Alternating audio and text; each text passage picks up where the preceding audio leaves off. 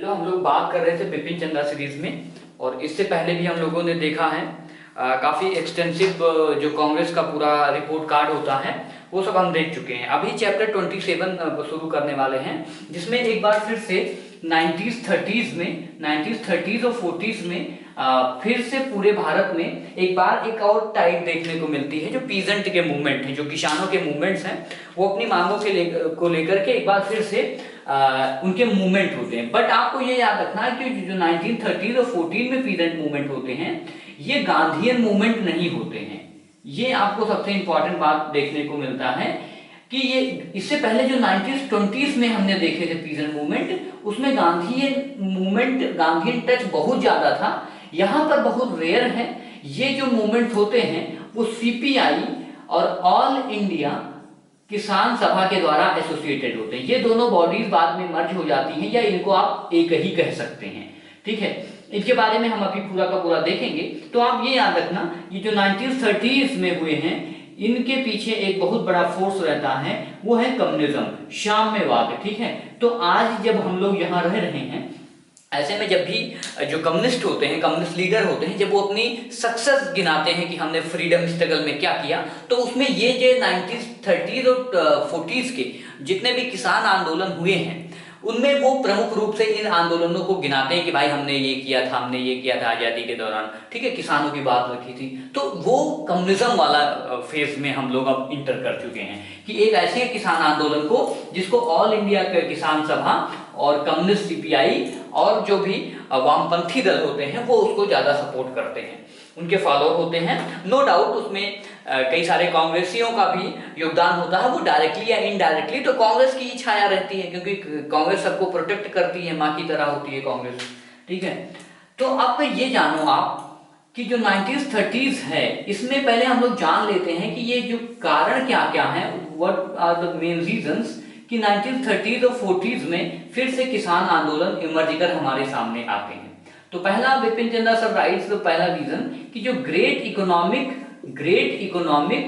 Depression है। Great economic depression का मतलब है जो वैश्विक मंदी आई हुई है पूरे विश्व में 1929 और 30 के दशक में, इससे पूरा का पूरा इन्फ्लेशन बढ़ गया है, चीजें महंगी हो गई हैं, और जो भारत का किसान है बेचारा, वो एक डेट ट्रैप में फंस गया है। कैसे ट्रैप में? डेट ट्रैप में, जहां वो मनी लेंडर्स हो, ठीक है, या चाहे जमींदार से हो, दोनों से पैसे उसने इतने ज्यादा ले लिए हैं कि उसकी कमर अब टूट गई है। तो किसान एक बार फिर से परेशान हो गया है, एज यूजुअल, जैसे आज का भी किसान की वही ही हालत है। तो किसानों के देश में किसानों का शोषण ये हमेशा से रहा है।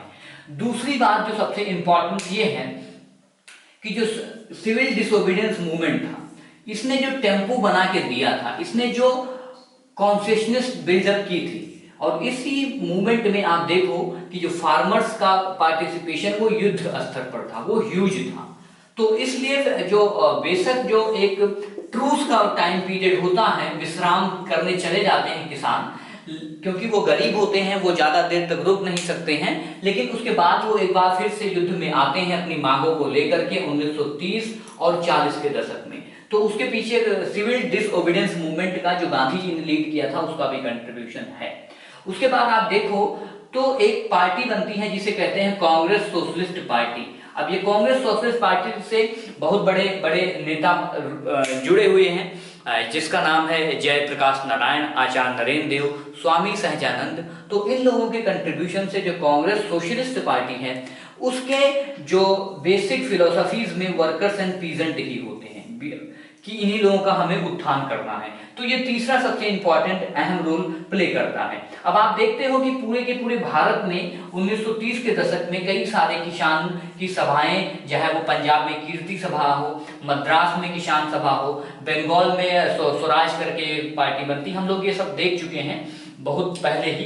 तो बस वो आपको याद रखना है, वहां से भी आप कनेक्ट कर सकते हो। और यही सारी जो सभाएं हैं, ये 1936 में लखनऊ के अंतर्गत कन्वर्ट होके एक ऑल इंडिया लेवल पर ऑल इंडिया किसान सभा बन जाती है। क्या बन जाती है? AIKS, ऑल इंडिया किसान सभा। अब इसमें इंपॉर्टेंट नेम है 2-3 एसोसिएटेड, वो याद रखना। ऑल इंडिया किसान सभा से इंपॉर्टेंट नेम, सबसे इंपॉर्टेंट नेम है स्वामी सहजानंद का, सहजानंद महोदय का सबसे इंपॉर्टेंट नेम एसोसिएटेड होके मिलता है।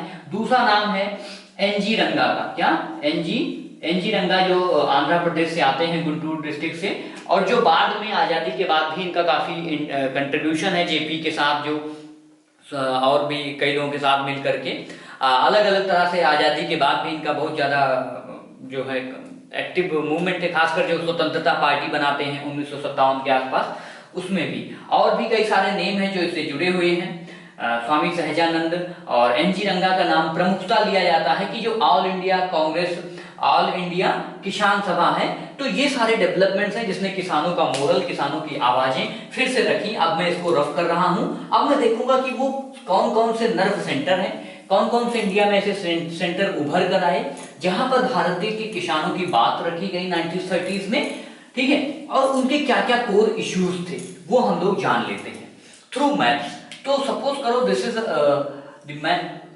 1 minute, just a minute. So if we consider a hypothetical Indian map, तो यहाँ पर सबसे पहले ये जानो, ये जो कोस्टल आंध्रा का एरिया है, यहाँ पर एक बहुत बड़ा मूवमेंट निकल कर आता है।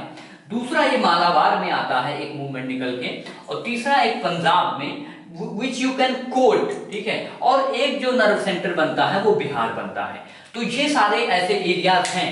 अच्छा, इसका मतलब ये नहीं कि बाकी जगह नहीं है, छुटपुट मांगे यहाँ पर भी चल रही हैं, उड़ीसा में भी चल रही हैं, और पूरा का पूरा ये जो मद्रास वाला एरिया है यहाँ पर भी चल रही है। लेकिन मोस्टली हम 2-3 देख लेते हैं कि जो मालाबार है, यहाँ पर जो किसान है उसकी सबसे बड़ी प्रॉब्लम है कि जो एडवांस टैक्स उससे ले लिया जाता है। क्या ले लिया जाता है? एडवांस टैक्स नहीं, सॉरी, एडवांस रेंट ले लिया जाता है किसानों से।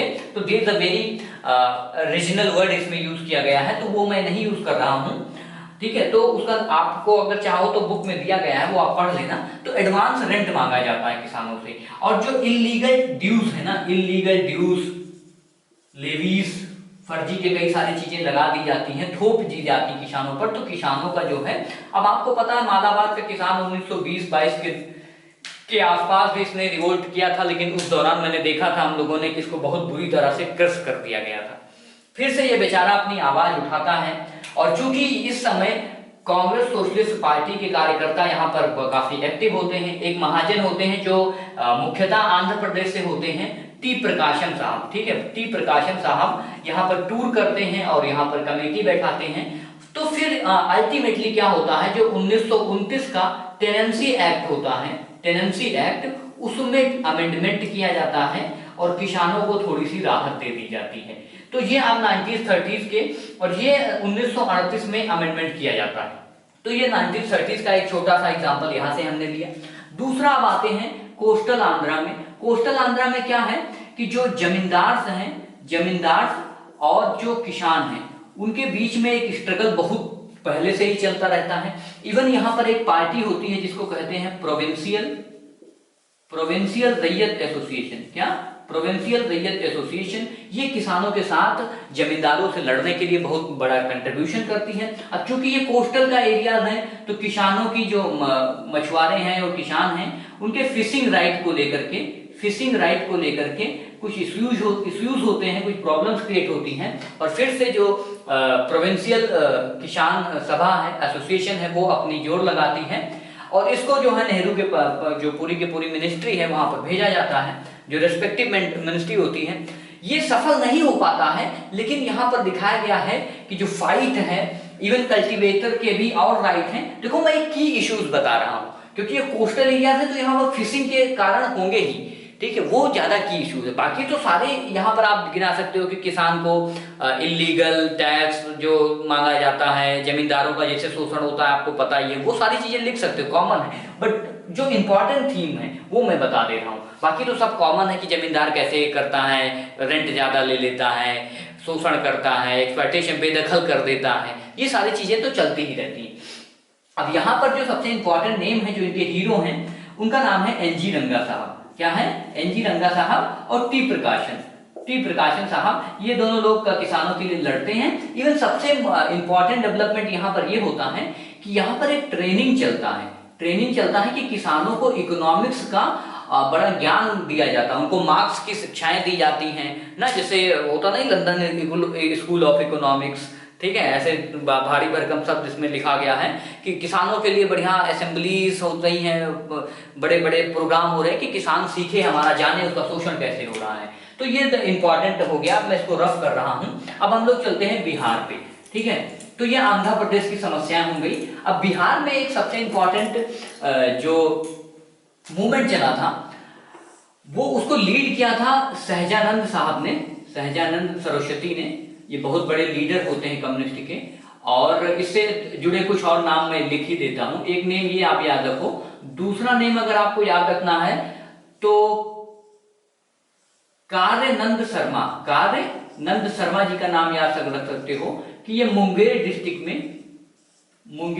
में ये पूरा का पूरा मूवमेंट लीड करते हैं। और तीसरा नाम अगर आप याद रखना चाहें तो वो है राहुल संस्कृतायन का, ठीक है। ये इंपॉर्टेंट नाम है, लोग जानते नहीं हैं, लेकिन जो राहुल संस्कृतायन साहब हैं, जो जिनको घुमक्कड़ और पता नहीं कितने बड़े विद्वान थे ये बहुत भाषाओं के, तो इनका भी कंट्रीब्यूशन है बिहार में। ये भी कम्युनिज्म से प्रभावित रहते हैं, मार्क्स वार्क्स की आइडियोलॉजी से।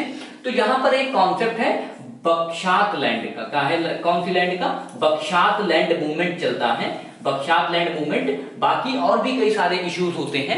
बिहार का जो सबसे की इश्यूज है उसमें क्या है?